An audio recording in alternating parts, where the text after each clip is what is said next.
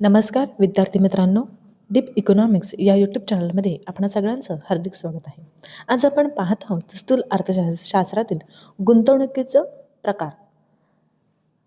अर्थव्यवस्थेच्या वाढीमध्ये गुंतवणूक हा अत्यंत महत्त्वाचा घटक मानला जातो.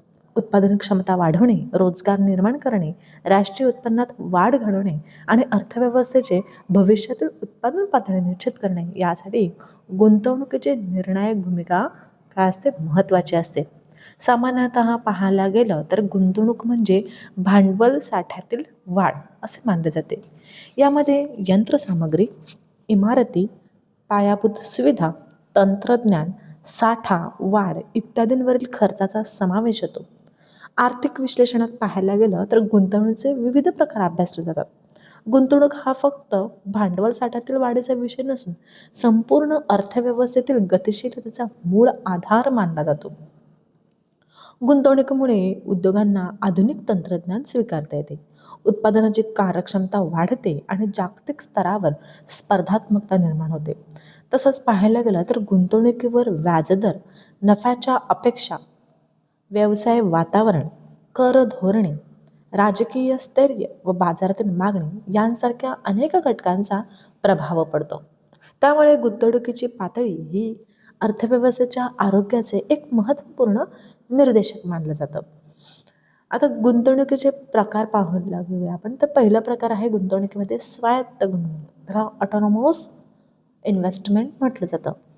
स्वायत्त गुंतवणूक हे राष्ट्रीय उत्पन्नातील बदलांपासून स्वतंत्र मानले जाते. म्हणजे उत्पन्न वाढो व घटो त्याची पातळी ही साधारणतः म्हणजे सर्वसाधारण प्रमाणात स्थिर राहते. या गुंतवणुकीला मुख्यतः सामाजिक, तांत्रिक आणि सरकारी धोरणात्मक गरजा कारणीभूत असतात.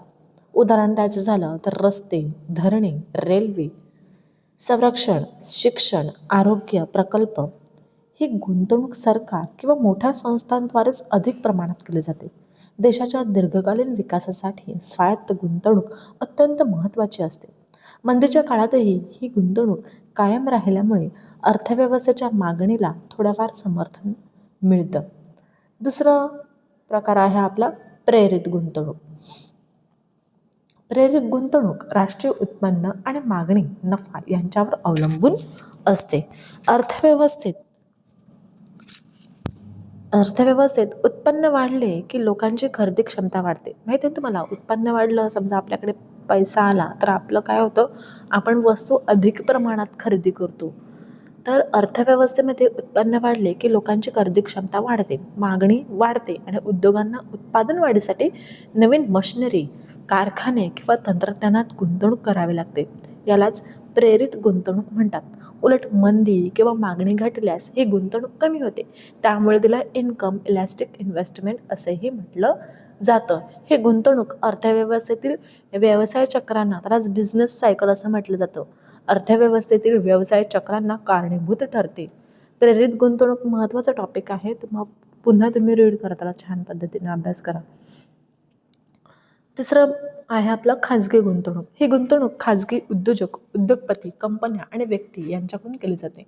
नफा मिळवण्याच्या उद्देशाने कारखाने, सेवा उद्योग, स्टार्टअप्स, तंत्रज्ञान, बाजार संशोधन, इमारती आणि भांडवली यंत्रसामग्रीवर खर्च केला जातो.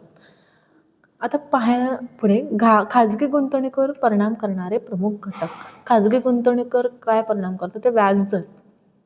व्याजदर आहे, नफा आहे, जोखीम, रिस्क आपण धोके म्हणतो त्याला, बाजारातील मागणी, आर्थिक धोरण व स्थैर्य.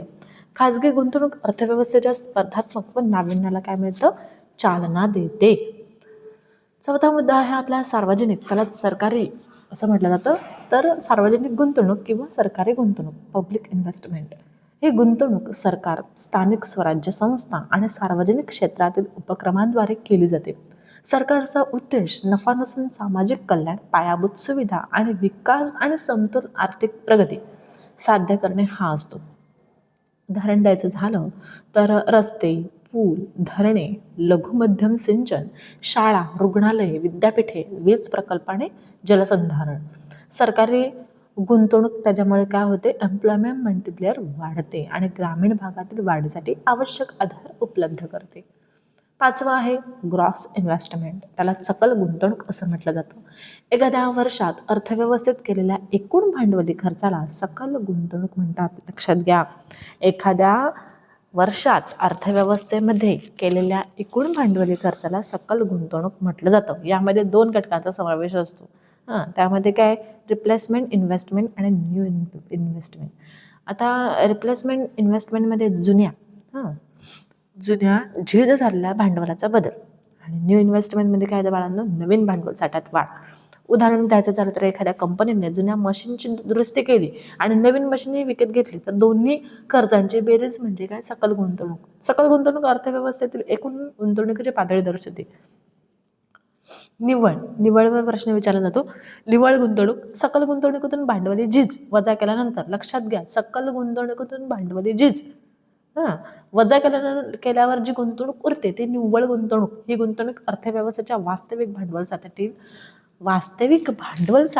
वाढ किती आहे ते मोजते.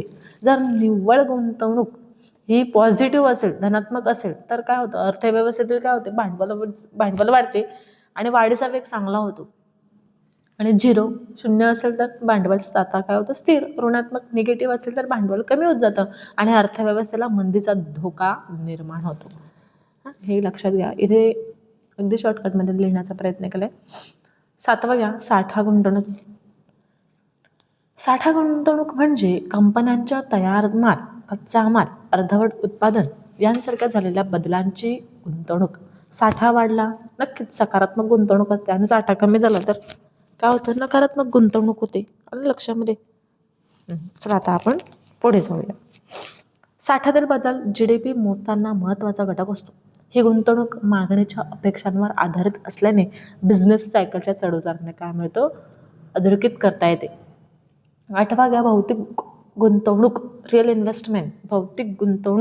भौतिक किंवा वास्तविक गुंतवणूक ही उत्पादन वाढणाऱ्या प्रत्यक्ष भांडवली वस्तूंमध्ये केली जाते.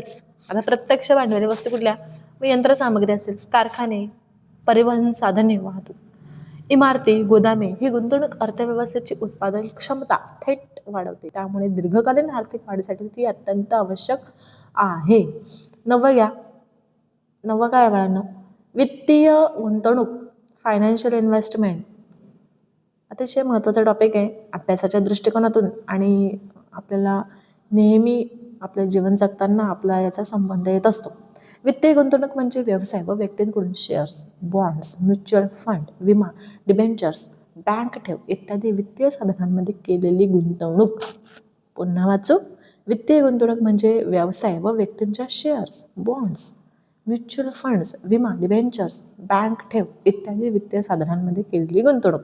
ही गुंतवणूक प्रत्यक्ष उत्पादन वाढवत नाही, पण ती भांडवल बाजाराला निधी उपलब्ध करून देते. ज्यामुळे कंपन्या भौतिक गुंतवणूक, कंपन्यांना भौतिक गुंतवणूक करण्यास सक्षम होतात. लक्षामध्ये कळलं. फायनान्शियल इन्व्हेस्टमेंटमध्ये काय मोडतं की ही गुंतवणूक प्रत्यक्ष उत्पादन वाढवत नाही, पण ती भांडवल बाजाराला निधी उपलब्ध करून देते, ज्यामुळे कंपन्या भौतिक गुंतवणूक करण्यास सक्षम होतात. ही गुंतवणूक जोखीम विभागणी, बचत संकलन आणि आर्थिक प्रवाहीपणा वाढवते. थोडक्यात सांगायचं झालं तर गुंतवणुकीचे प्रकार अर्थव्यवस्थेतील विविध क्षेत्रांना जोडून ठेवतात. स्वायत्त व सार्वजनिक गुंतवणूक पायाभूत सुविधा व स्थैर्य निर्माण करते. प्रेरित व खाजगी गुंतवणूक उत्पादन, रोजगार आणि उत्पन्न वाढवते. तर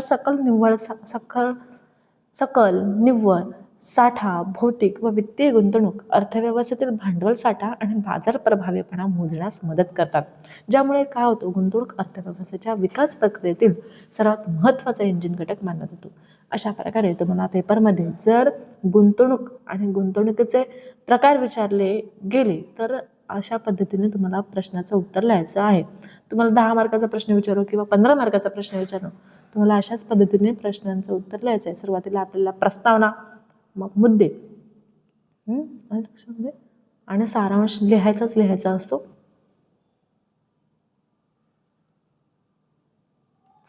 धन्यवाद.